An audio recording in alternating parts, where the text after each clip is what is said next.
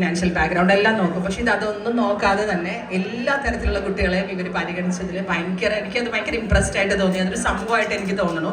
അപ്പം നമ്മളുടെ dress super models ആയിട്ടുള്ളത്, അല്ലെങ്കിൽ എല്ലാവരും നമ്മുടെ കമ്മ്യൂണിറ്റിയിൽ ഭയങ്കര ഓവർ സൗന്ദര്യമുള്ള ആളുകളൊന്നും ആയിരിക്കില്ല.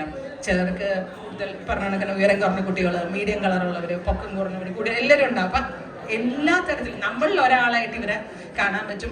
എൻ്റെ വസ്ത്രങ്ങൾ അതുപോലുള്ള നോർമൽ കസ്റ്റമേഴ്സ് അത് വെയർ ചെയ്താൽ എങ്ങനെ ഉണ്ടാവും, അതിൻ്റെ ഒരു ഭംഗി അതിലൂടെ എങ്ങനെ എത്തിക്കാൻ പറ്റും, അതെനിക്ക് ഭയങ്കര സംഭവമായിട്ട് തോന്നി. അതുകൊണ്ട് തന്നെയാണ് കൂടുതലും ഇഷ്ടമായത്, ഇങ്ങനെ ഇതിൽ ഫാഷൻ പാർട്ട്ണർ ആവാൻ തോന്നിയത് തന്നെ.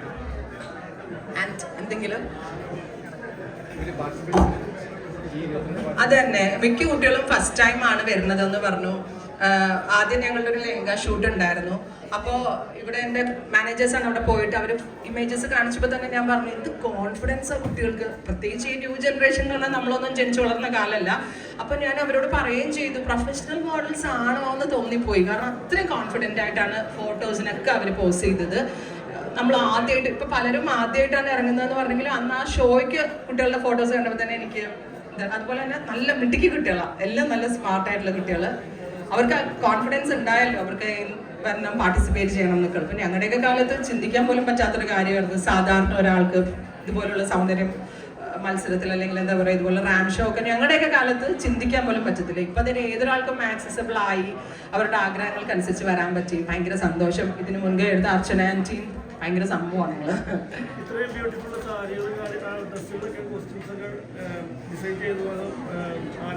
അതെ, എല്ലാം ഞങ്ങളുടെ തന്നെ സിഗ്നേച്ചർ ഐറ്റംസ് ആണ്.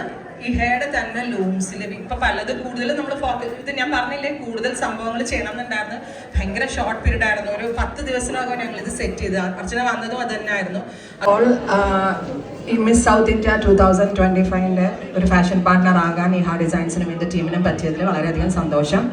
അപ്പോൾ എന്താ പറയുക, ഇപ്പോൾ കമ്മിങ് ഡേയ്സിൽ ബാംഗ്ലൂരിൽ വെച്ച് നടക്കുന്ന ഈ ഒരു ഷോയിലേക്ക് എല്ലാ കണ്ടസ്റ്റൻസിനും ഓൾ ദി ബെസ്റ്റ്. എല്ലാവരും നല്ല വിജയിച്ചു വരട്ടെ.